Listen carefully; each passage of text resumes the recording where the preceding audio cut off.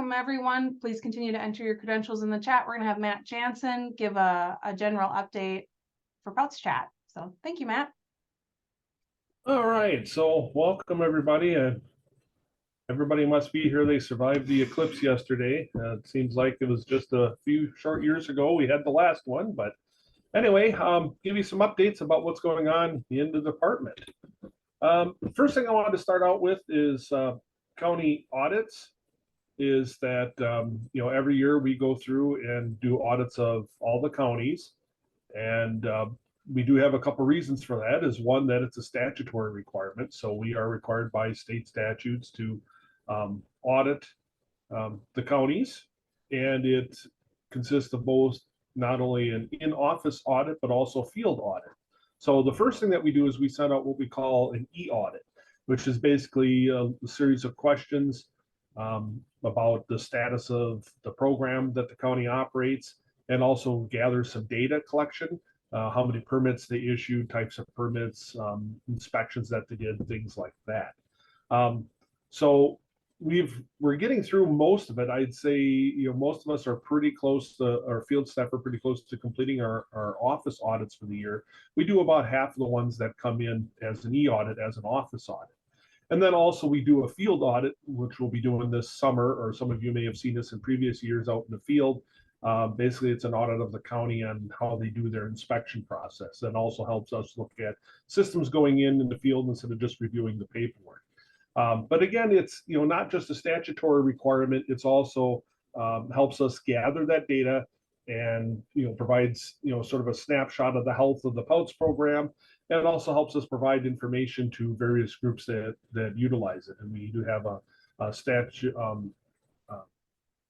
besides the statutory requirement, we do have a report that we give the legislature. We'll have various private and public individuals ask us for data on things that we collected. So very useful information that we gather.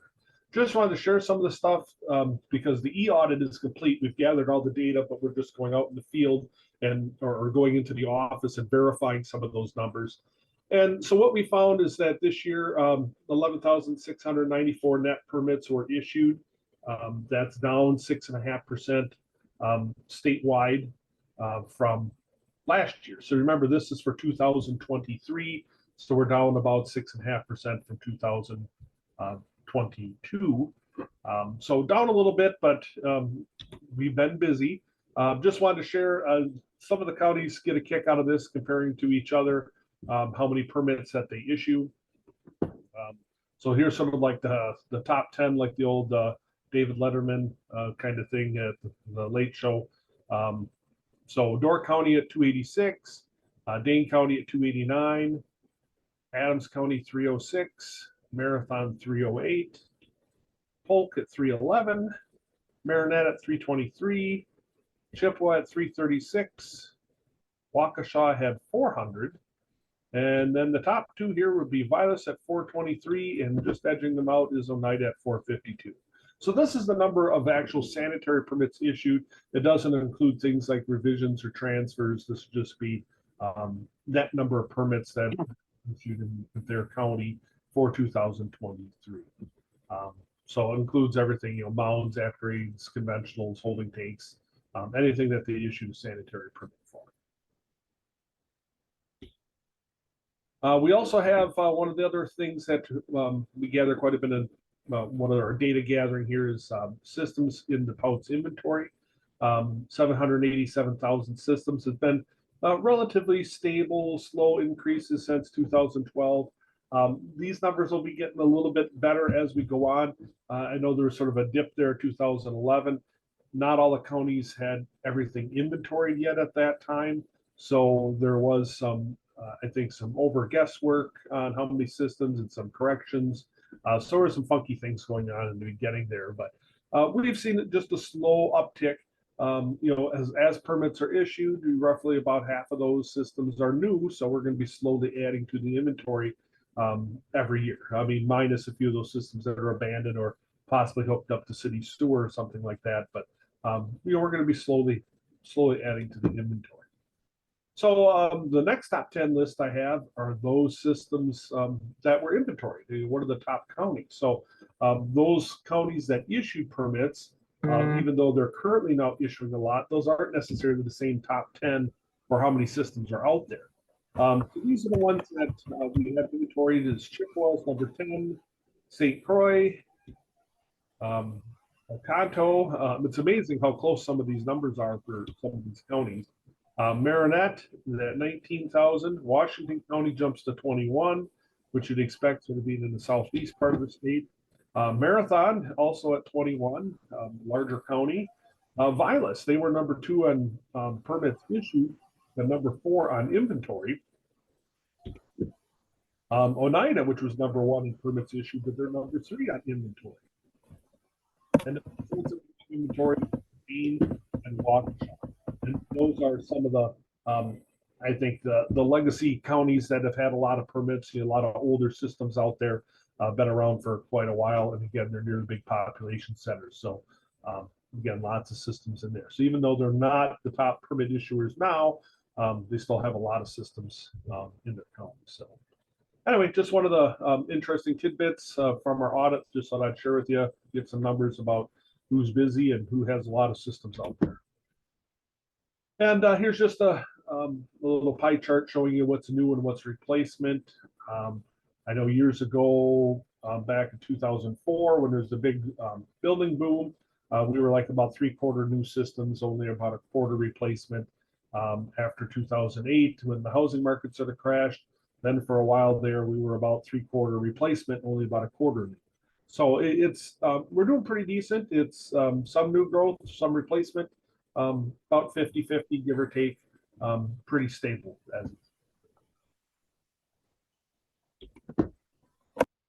The next thing I wanted to mention was about product approvals. We had mentioned this in the past, but there's going over again that as of last spring, the POWTS program is internally reviewing any of the product approvals. So that would include any kind of new products or products that are renewed, such as somebody has a tank or component manuals. Those are all the products. So whether it's a new or like I said, a company comes out with a revision to their tank or wants to update it, we would be doing those also. Those are handled well internally in the POWTS program, but mostly by Josh Rowley. He's the one that's sort of spearheading that. He's the one that takes care of most of the approvals with the rest of the program's input. Hopefully, by doing this, our goal for doing the internal review in the POWTS program is that hopefully we'll have quicker turnarounds. Reviews for product approvals were handled by staff in Madison, but they were also tasked with doing a lot of other products. And so they weren't necessarily concentrating on POWTS. It was maybe doing various other products at the same time. So hopefully we'll have a quicker turnaround. Also, the nice thing is by us doing POWTS approvals or POWTS product approvals internally is that we have more specialized product knowledge. We know exactly how these products are supposed to work, what they're supposed to do, what the claims are, and how they're applied or how they're utilized out in the field. So hopefully we'll have a better knowledge of what we need to look for in a product approval. Also, we hope to have more uniform, not only across different product categories. So a concrete tank for manufacturer A is going to be treated the same way as a concrete tank for manufacturer B, but also that within a certain manufacturer that we make sure all their tanks are treated the same. If we ask for certain parameters from this manufacturer, we're going to ask for certain parameters from that manufacturer. And then within a manufacturer, we're going to make sure each of the tanks are treated the same, where we ask for the same requirements from each of their products. So that's what we're hoping to do with the product approvals, is just tighten up things, make them a little more sense. When the product approval letters come out, hopefully it'll be more usable for everybody. Instead of sort of a department format, it'll be specifically in a format that works for us, it works for the POWTS folks. We've had some issues with some wastewater treatment devices. The product approvals varied in conditions and capabilities. Sometimes it's even a manufacturer. Again, just sort of like all of our products, different pretreatment devices were categorized a little bit differently or had different claims, even though they were virtually the same product. Also, we had some units receive vertical separation credit, but they require tertiary treatment. So they required, in order to get that vertical separation, they would require UV or chlorine disinfection. And also, we had some units that were NSF approved using a certain setup that was not indicated on the approval letters. So the way that they performed their testing is not the way the product was approved. And so if they had to set up their equipment or set up their product a certain way in order to get the downsizing credits, then we need to revise our approval letters to make sure that they're utilizing those products in the exact way that they were tested. Otherwise, we can't guarantee that they're actually going to meet the goals if they're not being operated the same way that they were tested. So those are some things, that we're trying to clear up in there. Manufacturer contact, DSPS reached out to the manufacturers for resolution of discrepancies in their product approvals, most of these pre-treatment devices, and they had until March 29th to respond. Right now, product approvals are going to be revised. And so we're looking at, gathering the data that's been coming in. Josh has been looking at that. And, we're going to be fixing those product approvals where necessary, or clarifying exactly what they say they or state they can or can't do, and how they're going to have to be operated or installed to achieve that. So the status quo right now, moving forward, is we need to follow the product approval. But you're going to have to call, as most of the letters have been removed, and Josh will be on here in a second and talk about that. But any changes based on manufacturer responses will be communicated to the industry. So as soon as we get these responses in, Josh is going to be revising the letters and putting those back on once we're clarified. So Josh, are you there? I am, yeah. So as far as the letters go, the reason they were all pulled down for the products that were showing as tier 3 or getting that downsizing credit reduction, not all manufacturers responded, and the fact that those letters need to be redrafted, leaving all those approval letters up to go status quo would have been unfair to the manufacturers that took the time to respond, that submitted the appropriate data. So if you get a product submission for approval, and you have the authority on a county level, you're gonna have to reach out to me and let me know what the product is, and I can let you know what their new approval letter is going to state. And if I don't have a revision ready to go at the time your questions come in, it will get bumped to the top so it can go out at the same time your approvals are going out, so they match up. So there's no questions about, well, how come you gave me this credit when the old approval letter said this? They'll match. So you don't have to worry about that. You just have to let me know what you guys are seeing so I can, if I need to shift directions and handle them in a different order to correspond with questions you guys are getting or submissions you're getting, I can certainly do that. So. All right, thanks for that update, Josh. So just be aware if you have to deal with these. It's sort of in flux right now, and hopefully soon, like I said, we'll get the information from the manufacturers. We'll be able to get this straightened out, and so that you can look it up yourself. But in the meantime, if you have any questions, contact Josh. Let us know, and then we'll sort of deal with it in the interim. The next thing I want to mention is the hydrograph procedure. Some of you that are aware, the hydrograph is used in a few counties in the Central Sands area. So Adams, Juneau, Wood, Portage, and Waushara counties, or parts of those counties where hydrograph is used. And the department suspended the hydrograph procedure as of April 1st due to erratic groundwater fluctuations over the past several years. There's been what the DNR calls some groundwater flooding event down there. And then also we've had some problems with inconsistent application and use. So the hydrograph procedure is outlined in 385.60. Basically states that you can extrapolate back to some known wells and use their correction factor below their assigned height to estimate where water would come on your site that you're investigating, the site under investigation. So you can do that extrapolation, but because we've seen some issues with how we're extrapolating, where we're extrapolating, and what those numbers are, the department, through the technical advisory committee, with their input, suspended as of April 1st the hydrograph procedure. So moving forward here, we can't use the hydrograph procedure to establish We can't use any new hydrographs to establish limiting factors on any sites.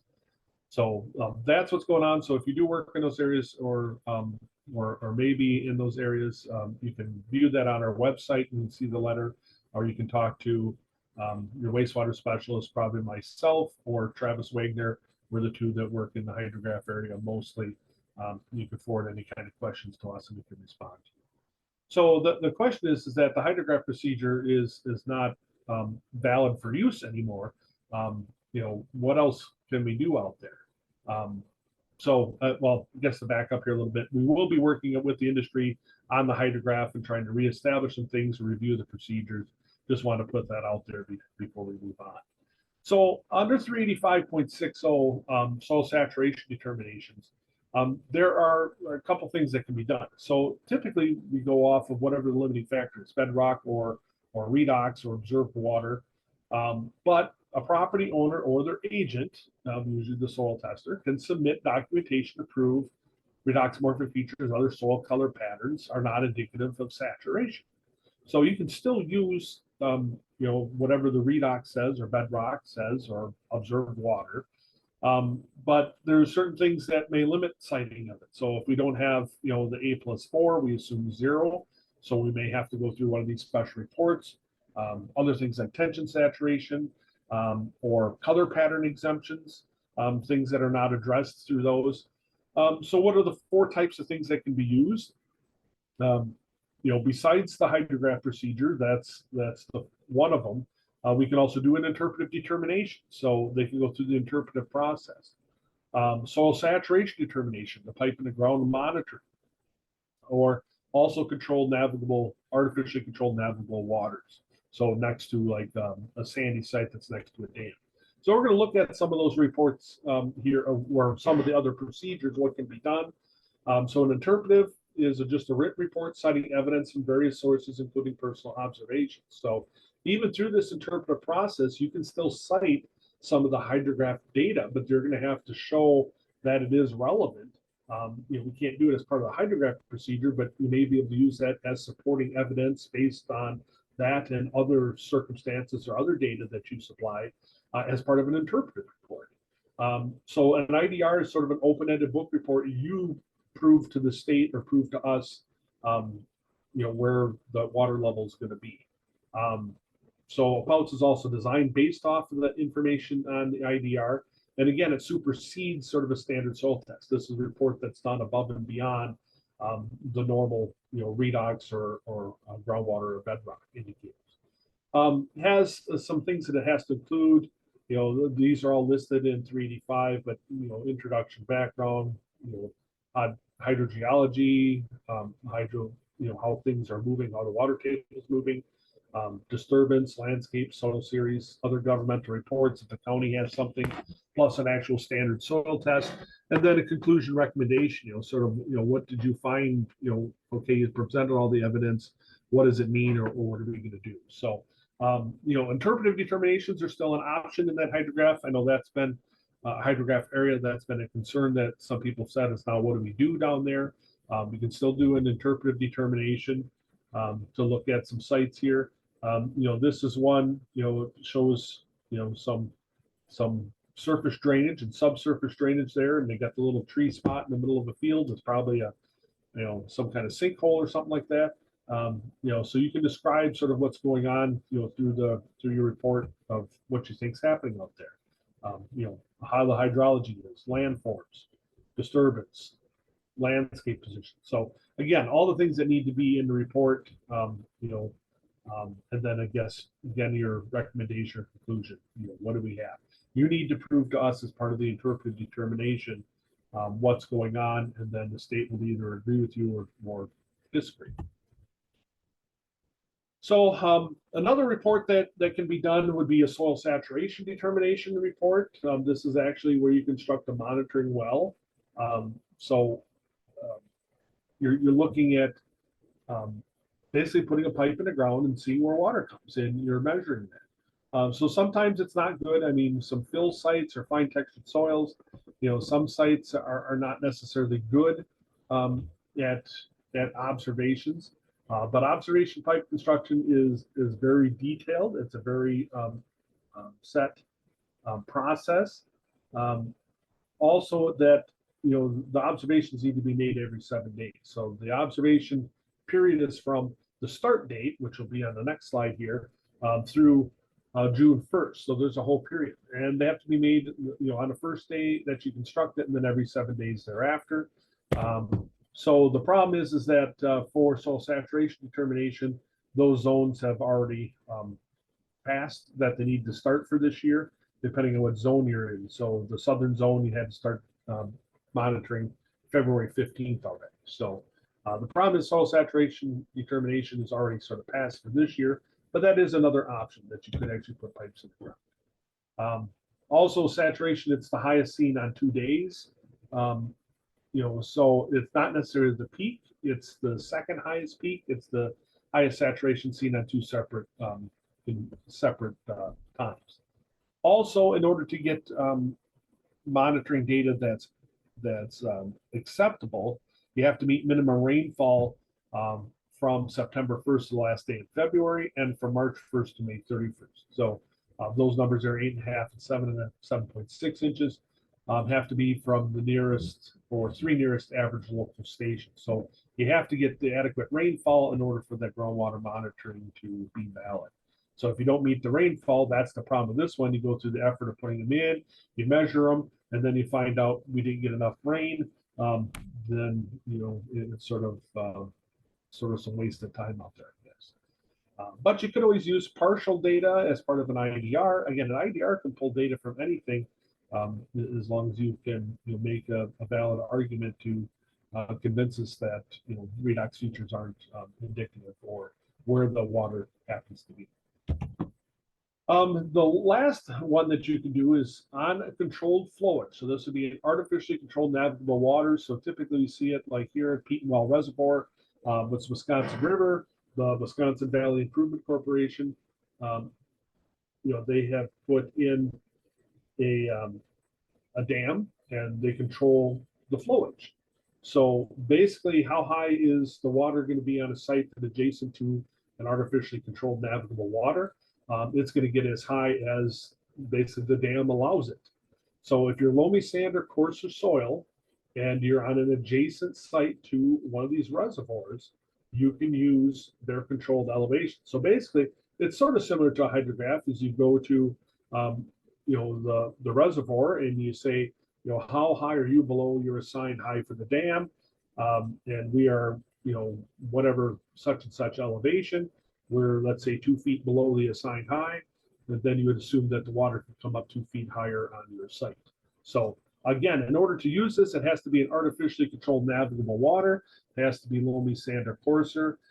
So it has to be some kind of entity that controls it, either a hydroelectric company, a mill, a paper mill, something like that, somebody that controls it, not a farm pond that somebody takes out and removes a board or something like that. It has to be actually controlled by a third party entity. So, but if you're on a body of water like this, this is another good source for determining, how high your water is and what your limiting factor is. So there are a couple other options besides the hydrograph, but again, we'll be working to, see what the issues are with the hydrograph and see if we can correct those and come up with something. The next thing I wanted to talk about is the DSPS license databases. The certified soil tester was moved into ISLA. We had a separate one. We had our old trades licenses were in the old, the historical databases, that we had from before, which are based on the old regulated objects from years ago. And we said, everything's going to be moving to ISLA, and we're all going to be one happy family, and don't worry about it. Well, they decided, the department decided everything's going to move to the new program, License E. So, I guess the promise everything's moving to ISLA wasn't true. Instead, everything's moving to License E. So, License E basically handles majority of professional licenses. That's what License E was created for. So, if you were like a real estate agent or even a designer, designer of engineered systems. Now you are part of the licensee program. Trades credentials have been transferred over. They started transferring them over in January. There are some how-to YouTube videos out there, to see how licensee works. Doesn't necessarily pertain well to us because these are mostly set up for the other professional licenses, not necessarily the trades ones. But we're going to share with you what we know as we know it, and hopefully more training to follow. But we're going to go through a few things that we found out and how to look at these. So first one is that when you log into licensee, and you can get this right off the main DSPS website, there's a click for, a link for licensee. You can log in with your name and your password. So this will be the same ones that you logged in with before, but if you forgot your password, you can reset it. So the way to reset it, the important thing is that we learned is that whatever your email is, the one that you contact us, is that you type your email in at, like here it'd be jane.doe@gmail.com, but then you have to add .dsps at the end of it for your username. So if you type that in as your username, and you don't know your password, then you use the forgot or change password, and they'll send you a link then back to your email, and then you can get in that way. So that's the important thing, is being able to get into the system.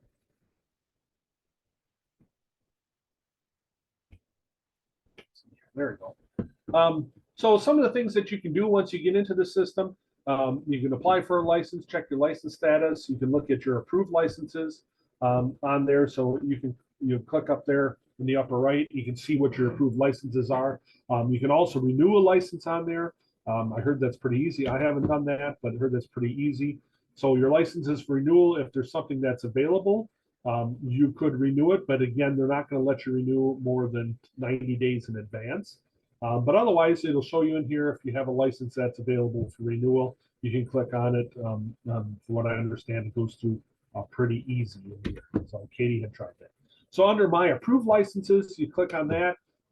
This is for Katie's. It brings up your license number, says what type it is, that it's active, when the expiration date is for that. So actually now, if we probably updated it, it'd probably be ready for renewal, because now we're within 90 days of that expiration date. Hey, Matt, it's 60 days. 60. Oh, sorry, 60 days now. Okay. So Yep. So for POWTS inspectors and CSTs, the reason we're going through this is because before the next POWTS chat, you should, as far as I understand, have the opportunity to renew as long as you have all of your credits in order. And from what I've heard from the plumbers that went through it in March, there were some issues. So it's best to start early. Right. To make sure that your account is all in order, I guess. So. Yep. So we have had some, with any kind of new system, I mean, there's, some kinks to work, just like buying the first model year of a new brand of car. I mean, sometimes there's some kinks to work out. And the same thing here is that, licensee work pretty decent for the professional licenses, but in the trades, it's a learning bit for them, because we have things like continuing education credits, some things like that. So there's a little bit of a learning curve for them here too. But stand corrected, 60 days out, you can renew a license. Still should be able to see that though, because now we're into April now. So, but anyway, you should start seeing some of these coming up in for renewal to click on. But then you click on the action button down here. You can also download. So once you do a renewal, you can also download your credential. You don't have to send off for your credential card. You can actually download that now, and you can actually print out your license.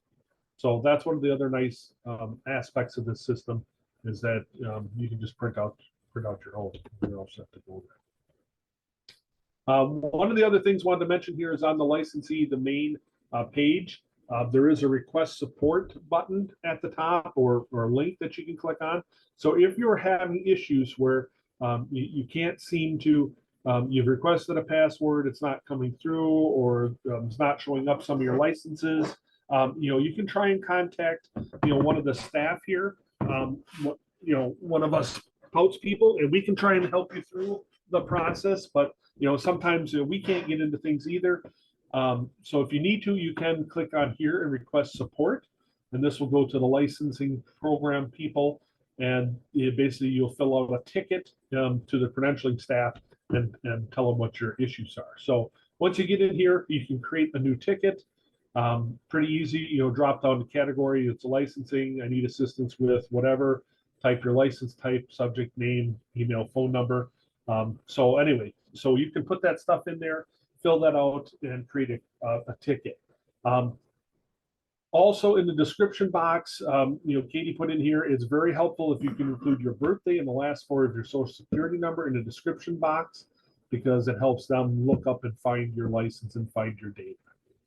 So that's one of the things is, we can't get into some of the stuff with the licensing, but to help them help you, if you put in your birth date and your last four of the social, they'll be able to look stuff up probably a little bit faster. Wanted to mention, with the licenses, be sure to check your licenses, stay on top of these. We're not sending out the cards anymore like years ago. You need to stay on top of your license to make sure that you're getting, getting your continuing education requirements in before expiration, and that your license isn't lapsing. We run into that all the time where somebody will come to us and say, oh, I didn't realize I didn't renew my license, it's lapsed, and now they're going to run into problems by not being able to submit plans or do soil testing or do inspections because they don't have a valid credential. And then you're going to be basically sitting on the sidelines for a little bit until that gets corrected. So make sure you stay on top of those. And if you're running a shop and you have people working underneath you, make sure you're staying on top of their licenses and their continuing education requirements. So if you're a master and you have journeymen underneath you, make sure that they're keeping their license renewed. You can go in and check their license also. And make sure that they're up to date. And then the counties, make sure you're checking your contractors' licenses, especially every year at this time of renewal. There's people that, oh, I know so-and-so, he had a license for 30 years. Well, he did, but he forgot to renew it and it lapsed or something happened. So make sure that we're checking everybody's licenses, including your own. So how do we do that? Well, under licensee, there is a license lookup tab. Up at the top there, you click on the words license lookup, and then it will come into a credential search here. So the important thing for us is that we need to select trades, and then there's a couple different ways you can do it. Is the easiest one that we found is just by last name or first name, and the important thing is you need to make sure that we do certain the way we search. That you type the name in exactly as it looks up. So, easiest to search by name, but you need to spell the name exactly as it appears on a license. So, Jonathan versus John, William versus Bill, Richard versus Dick, something like that. So if people use a nickname, that's the unfortunate part is you're going to have to find out, what their name is. And if you don't know that, like you're a county person or if you're not sure, we can look some of those up, if they've submitted plans, we may be able to search the database to see how they're listed. But it's important that you list their name exactly, and also don't accidentally add a space. If you type John, John, and then space, the problem with this computer system licensee is it's very literal. So if you type in John and space, it's going to search for John and space. Well, it isn't going to bring you back any results. Also, if you do search by a credential number, it must be exact. So for a CST, there's a 9-digit number, space, dash, space, capital S, capital P. That is the CST license number. If it's just type in the customer number that we've used before, that's not going to come up. POWTS inspector is this 6-digit, customer number, space, dash, space, PI for inspector, POWTS inspector, PO for maintainer. For whatever reason, instead of master plumber restricted sewer MPRS that we're used to seeing, this system puts it in PMRS plumber master restricted sewer. I don't know why it does it, but so it's a little more cumbersome to search by a credential number if we're doing that. So it's easier sometimes just to search by the name. But anyway, there's a couple different ways that you can do that. You may have to play around with a little bit. I know some people said I've searched and I'm not getting my name to come up. it's usually one of those issues is that, you're typing in too much information or you've got the wrong license number listed in there or something like that. But anyway, once you search for a license, so if, like here, we just typed Katie Petzel, her name in here, her credentials came up here, just by searching by her name, and you can see we got the POWTS inspector's license and the soil tester's license are listed, when they were granted to her, and when the expiration dates are. Also, you can see in here, I have highlighted on her name. You can see it's slightly a different color there, but if you click on that name for the POWTS inspector license, you can bring up some detail about that POWTS inspector's license. So once you find that, or if you're searching just for yourself, if you logged in before and you say, look at your licenses, they will come up to the same place.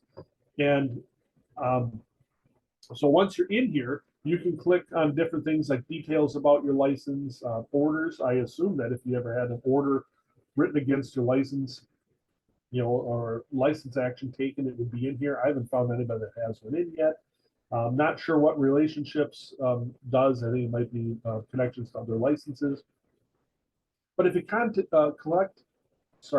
click or on the CE information continuing education button there, tab where I have highlighted, that's going to bring you into this page, which is familiar like we used to see in the old system.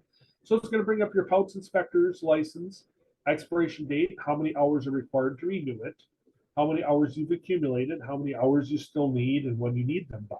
So once you get in here, you can click on the continuing education information and find out how your license is doing, if you've got enough education credits, or if you're still missing some of those or need to get some. So the ways to do it different than what we've seen before, but you can get into the biggest thing is getting into this part to find the license number. That's been a little problematic for some to look up to find the exact right name or the exact credential number. But some of them, we've had some issues where some licenses aren't showing up for whatever reason. They've been transferred over, but they're not showing up here. Again, that'd be something you'd have to send in a ticket fix to credentialing people to have them attach it to your name. But for the most part, it seems to be doing okay. So anyway, that's sort of how the licensing works, the licensee works, and what we know we've shared with you.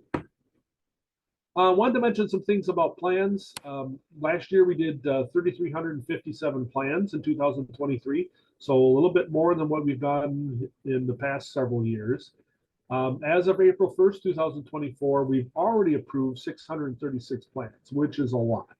Most of those plans were approved in March itself. January and February are typically some slower months for plan review, but we approved 636 plans already. And as of April 1st, we had, I think we're still pretty close to this, about 123 plans in queue in about 6 days out. So you guys know just as well as us, you've been sending us a lot of things. So plans have been coming in pretty steady, pretty busy here, this spring so far. Just so you got some numbers about how busy it has been. March, I misspelled reviews, sorry about that. March plan reviews were up 70% over last year and 92% over the 10-year average. So based on the number of plans that we've actually reviewed, and that doesn't include the bunch we have in the queue, which is usually more than usual. So we're up 70% over last year in plan review. So big numbers coming in already. We'll see if this carries on throughout the year, or if this is just because of the warmer weather. Is this just the early summer, late spring rush earlier, or is this gonna keep carrying through for the rest of the year? I guess you guys probably know better than me. Next thing I want to talk about is exam review. The department will be reviewing the trades exams over the next year, focusing on things like the graphics packets. That's the most urgent need. We understand that some of the graphical things that we refer to in plans or soil tests, they've been copied and copied many times. The scales are off a little bit on them. A lot of scattered dots, clutter on them from being photocopied time and time again. So that's one of our most urgent needs, is to clean up the graphics packets. Also, we're going to be taking a look at question content. What are the questions on there and the metrics of those? Do we have a question that everybody's getting wrong? Maybe we need to look at it. Is it worded poorly or is it misleading? Something like that. So we're going to take a look at those, what they call the metrics, what questions are being asked and how well they're being passed, those kind of things. Also look at the quality of monoliths. We want to obtain another soil monolith to put into rotation. And we have been collecting soil samples. I know we've got a couple new pails of soil samples, so a lot more soil.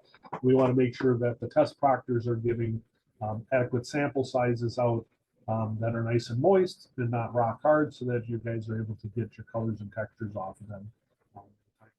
So we're going to be looking at all of them, not only the plumber, the journeyman, and master plumber exams. They're all sort of out of the same test bank, the soil tester, POWTS inspector, and possibly even designer's exam. So one of the things we plan on doing, but as everybody knows, the upcoming season gets busy.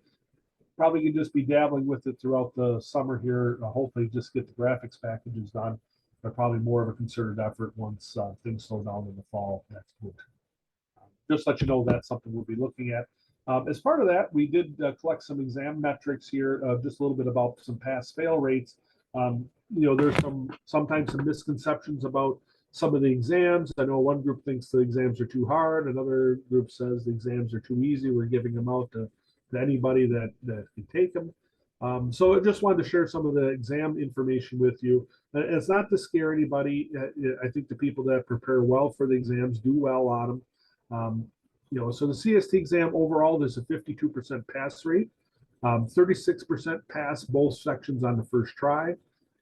So it seems pretty low, but of those not passing, 30% miss part one, which is more the code, 23% miss part two, which is more the soil practical, the textures and the monolith, and 48% miss both. So there's a misconception that a lot of people are missing the soil monolith and hands-on portion, and really more people miss the part one, or they're missing both together.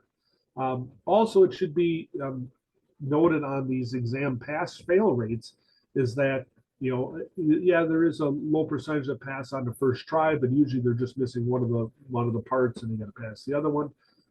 But there is a large contingent of people that take the exam multiple times. And so that does drag down the overall pass rate. When people are taking and failing the exam multiple times, that does sort of skew our pass-fail rate. So that's the CST exam. For the POWTS inspector exam, overall is a 64% pass rate, and 83% of those people pass on the first try. So a little bit different between POWTS inspector and the CST exam. CST exam is noted to be a tougher exam to pass. But again, if the important things are study the soil and site evaluation handbook, and get out in the real world and have a little bit of practice with somebody looking at some sites, and you should be able to do good on the exams. You also have the ability to review your exams in Madison. You can set an appointment to go down there, see what questions you missed, and you can take a look at them.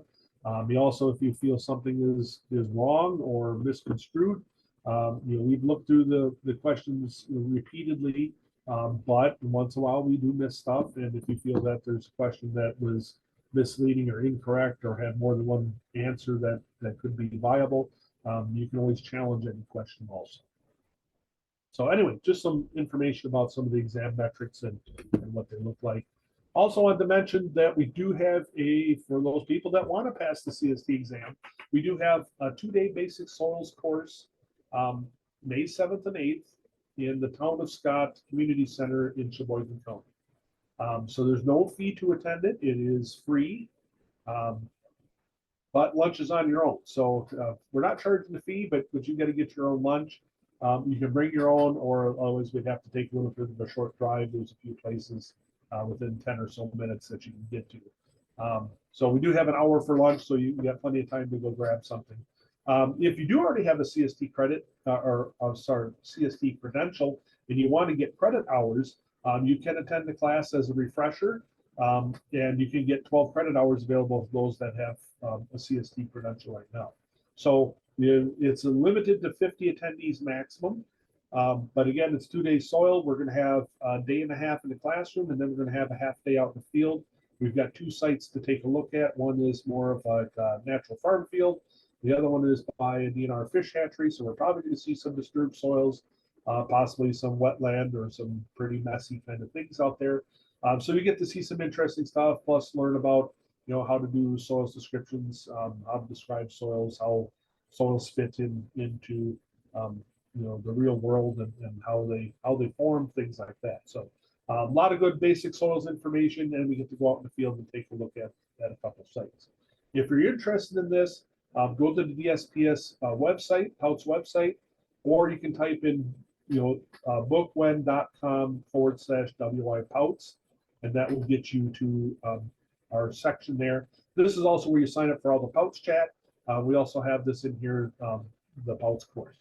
I did look a couple days ago. I looked. I think we have, I don't know, 15 people signed up already. So it is filling up. We just posted this last week, Monday, a week ago. So we've already got 15 people that have signed up for it. So if you're interested or know somebody that's interested in it, you know, make sure that you get them signed up. We are looking at putting together a couple other training sessions probably for the fall. Don't know where they're going to be yet. Again, we're still in the very early planning stages, but this is going to be the only one that the state's going to sponsor yet this spring. So if you're interested, again, sign up, get yourself over there, get a couple good days of some soil training. We also want to put this plug in here. You know, we'll state right away, this is not affiliated with ESPS. Typically, we don't advertise private individuals' classes. However, we've been asked repeatedly, is there a POWTS maintainer qualifier class that is being offered? We have not offered one for quite some time. Nobody has offered one for quite some time. So we're willing to pass this along because there has been some demand, and this is the first one that we've heard of. So if you're interested in getting the POWTS maintainer license, you have to go through a 6-hour maintainer class. And this is being offered April 24th from 8 a.m. to 3 p.m. Through First Supply. There is a fee for that. So if you're interested in it, again, it's not affiliated with us. We're just passing it along because there has been demand, and this is the first one we've heard about in recent memory. So we just want to let you know, if you're interested in it, here's an opportunity.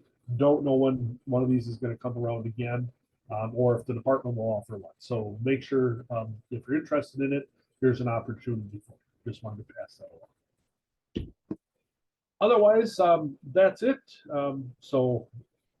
That's our update for the month.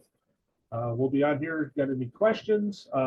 As Katie said, just make sure that when you're putting in your licenses in there, that you list them both, because we're going to have this, each of the separate licenses for you. So if you have your soil tester license, the 9-digit with the SP, put that in there along with another license you have. If you got like a master's license or an inspector's license or something like that, so you get the right continuing education. Help save Katie a lot of time looking up your licenses later. Otherwise, that's what I have.